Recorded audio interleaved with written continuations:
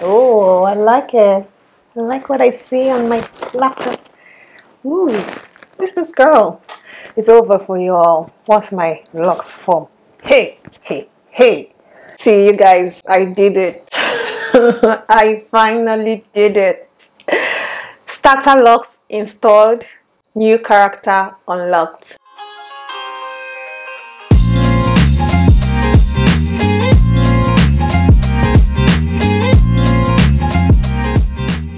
Hi guys, welcome to my channel. It's Kosi here again. How are you? Thank you for joining me today. Thank you for stopping by.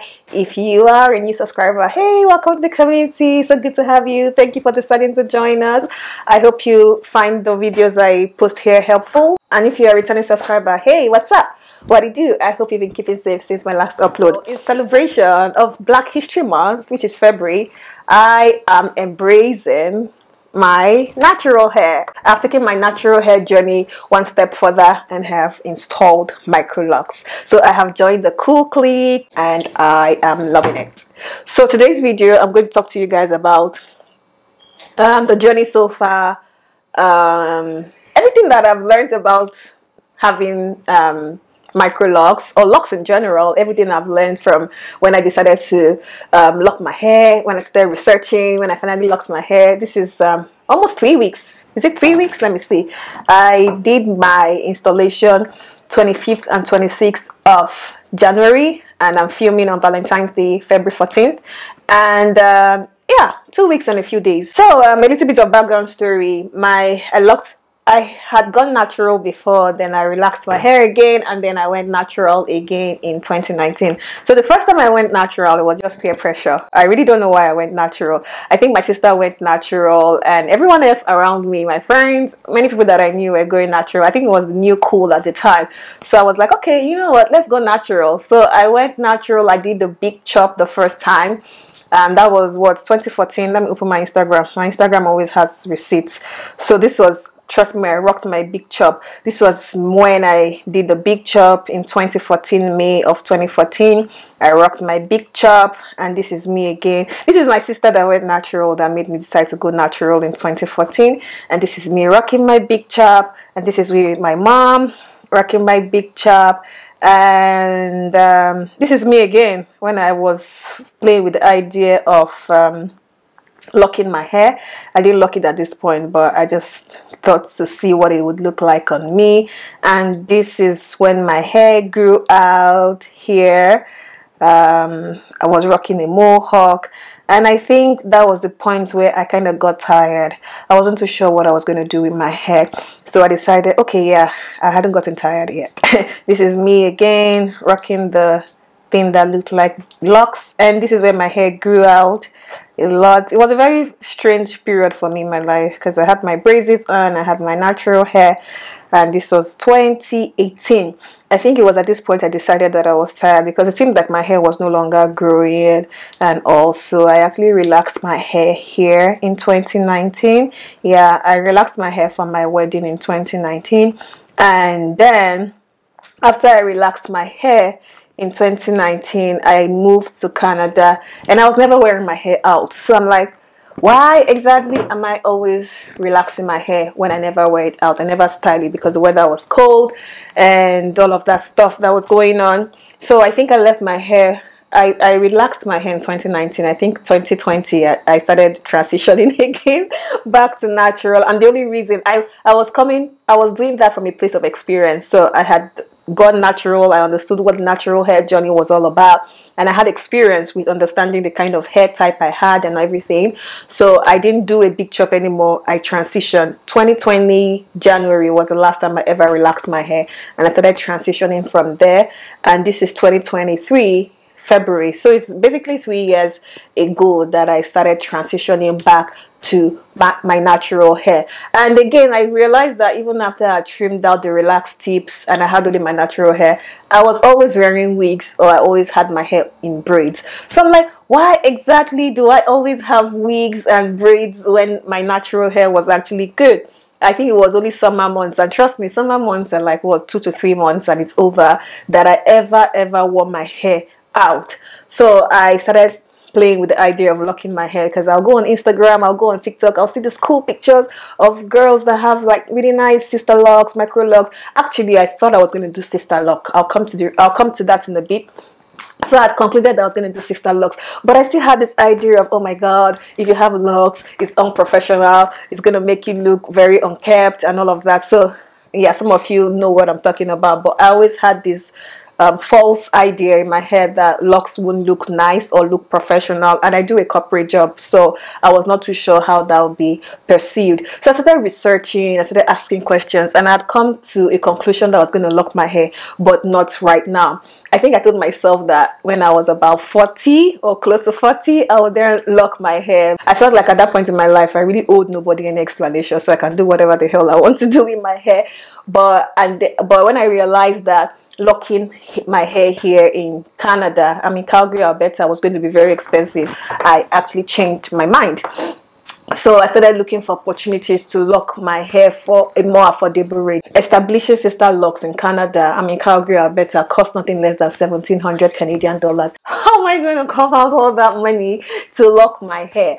So I realized that locking it in Nigeria would have been a cheaper option, but I can't get on a plane and go all the way to Nigeria just because I want to lock my hair. So I traveled back to Nigeria in January of 2023. I went for my twin brother's wedding, and that was when I decided now or never. So for the details, this is micro locks, not sister locks. The reason I decided to go for micro locks, not sister locks, is because I'm hoping at some point in this locks journey, I'll be able to do my retightening on my own. So retightening means every 4 to 6 weeks, you have to go in, take the hair and retighten the roots so that it's not looking unkept and so that your locks can grow nicely. So because I have a phobia for salon appointments, which is primarily the reason I started braiding my hair by myself in Canada, I hate to have to sit in the salon for long hours. Most importantly, I hate to have to be on wait list. So because of that, I shied away from sister locks, because sister locks are a lot tinier than this. Sister locks will be fuller than this. I mean, you have more strands than this, and it will obviously take a longer time during my retightening process. So I said nah. And then I didn't really like traditional locks, the fat, very bulky ones. I felt like still the same idea behind, oh my god, do they look professional and all of that. So because of that, I did not want the traditional locks. So micro locks seemed like a nice sweet spot between sister locks and traditional locks. And I guess again, depending on the volume of your hair, you might still have micro locks and there will still be a lot. So for me, micro locks just seemed like a nice compromise, and that's why I went for micro locks. Right now, I don't know how many strands I have on my head yet. My loctician took a wild guess and she said somewhere above 300, probably almost 400. During my next retightening appointment, I'll make sure that I count how many locks I have and come to you guys with the receipts in my next video. So the installation of my micro locks took 2 days, an average of 8 hours per day. Yes. What installation really means is that they're taking your hair and they're twisting it, full stop. So when they take your hair, they twist it, they knot the root so that your hair can start tying up and becoming dreads. So because micro locks are really thin, they have to take their time and do it one by one, so it takes a long time. But that's not to say that you already have locks because you've had your twist installed. Locks happen over a period of time. So after your twists are installed, you have to keep retightening them. You have to make sure that you allow the hair breathe and shrink and do whatever it has to do.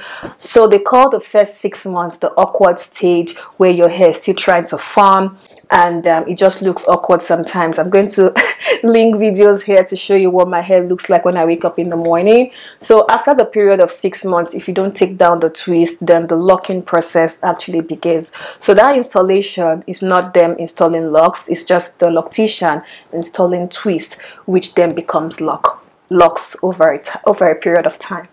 Get it? So when I started doing my research in Canada, Calgary, Alberta, the locticians whose style that I really liked was charging me 1,700 for sister locks.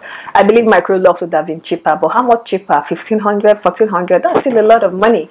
So I did mine in Lagos, Nigeria in January.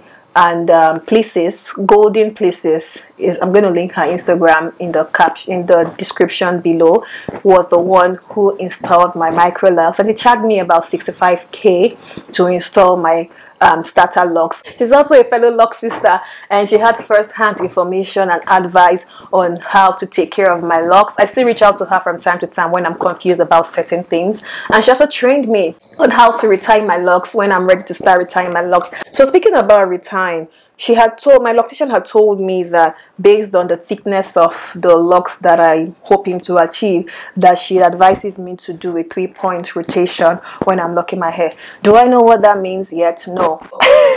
I think I understand what it means, but I don't have a full grasp of what exactly the implications are yet. But long story short, I have decided that I'm not going to be doing my retyping by myself, because I cannot spend all the money and all the time and all the effort establishing these locks and then reown them with my own hands. No. So I have got to find a loctician in my area who would be helping me with my retightening, and as usual, she's booked, so I'm currently on the wait list. Fingers crossed. You guys say a prayer for me that this loctician actually accepts me as a client. So another reason I actually decided to lock my hair is because I've really been looking forward to being able to wake up in the morning, shake my hair and go. And that's pretty much what I've been doing since I locked my hair. So when I wake up in the morning, this is what my hair looks like. It's all dry. Sometimes I can pretty much just shake my hair and go when I don't have to be on video camera for meetings, or I don't have to visit anybody. If I'm going to be in the house, then,